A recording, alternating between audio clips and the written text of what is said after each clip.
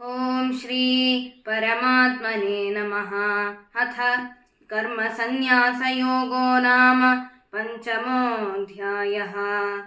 अर्जुन उवाच सन्न्यासं कर्मणां कृष्ण पुनर्योगं च शंससि यच्छेय एतयोरेकं तन्मे ब्रूहि सुनिश्चितम्। श्रीभगवानुवाच सन्न्यासः कर्मयोगश्च निःश्रेयसकरावुभौ तयोस्तु कर्मसन्न्यासात् कर्मयोगो विशिष्यते।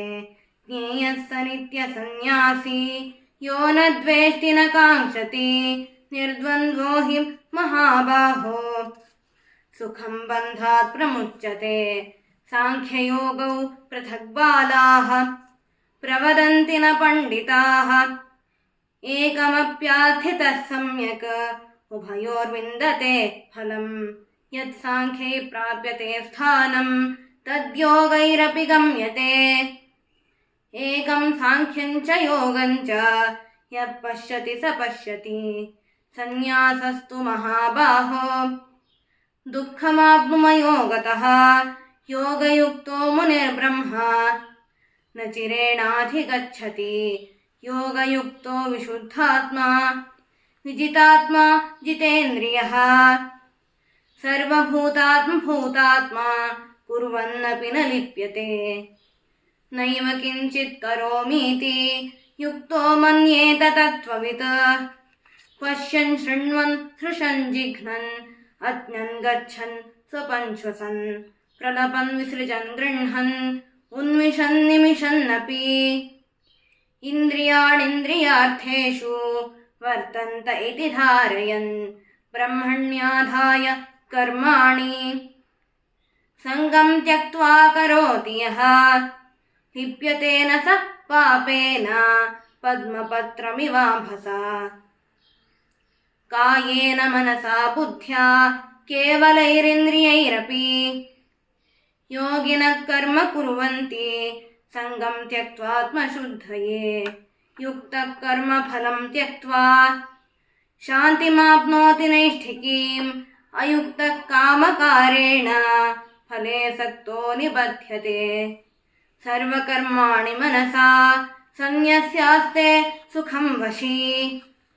नवद्वारे पुरे देहि नैव कुर्वन्न कारयन् न कर्तृत्वं न कर्माणि लोकस्य सृजति प्रभुः न कर्मफलसंयोगं स्वभावस्तु प्रवर्तते। नादत्ते कस्यचित् पापं न चैव सुकृतं विभुः। अज्ञानेनावृतं ज्ञानं तेन मुह्यन्ति जन्तवः।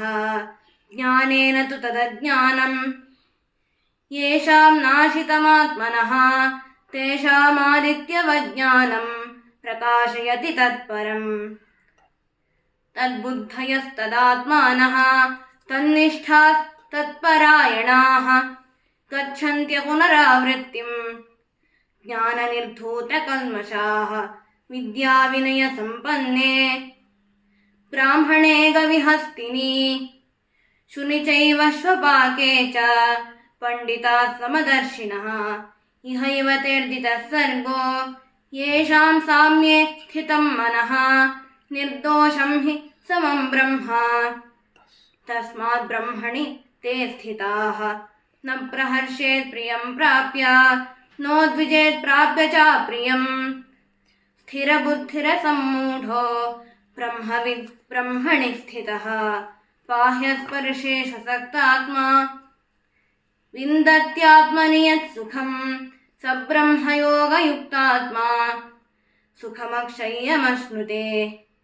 ये हि संस्पर्शजा भोगाः दुःखयोनय एव ते आद्यन्तवन्तः कौन्तेय न तेषु रमते बुधः। शक्नोति हैव यः सोढुं प्राक्शरीरविमोक्षणात् कामक्रोधोद्भवं वेगं स युक्तः स सुखी नरः। योऽन्तसुखोऽन्तरारामः तथान्तर्ज्योतिरेव यः स योगी ब्रह्मनिर्वाणम् ब्रह्मभूतोऽधिगच्छति।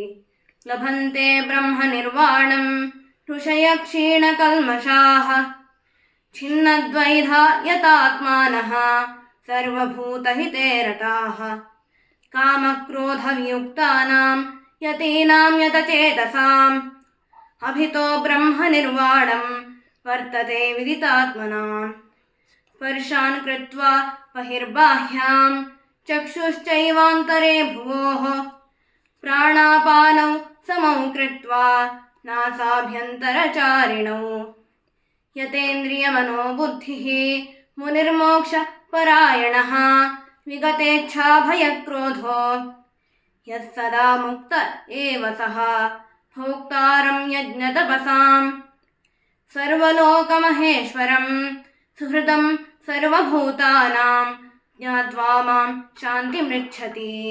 ॐ तत्सदिति श्रीमद्भगवद्गीतासु उपनिषत्सु ब्रह्मविद्यायां योगशास्त्रे श्रीकृष्णार्जुन संवादे कर्मसन्न्यासयोगो नाम 5मोऽध्यायः।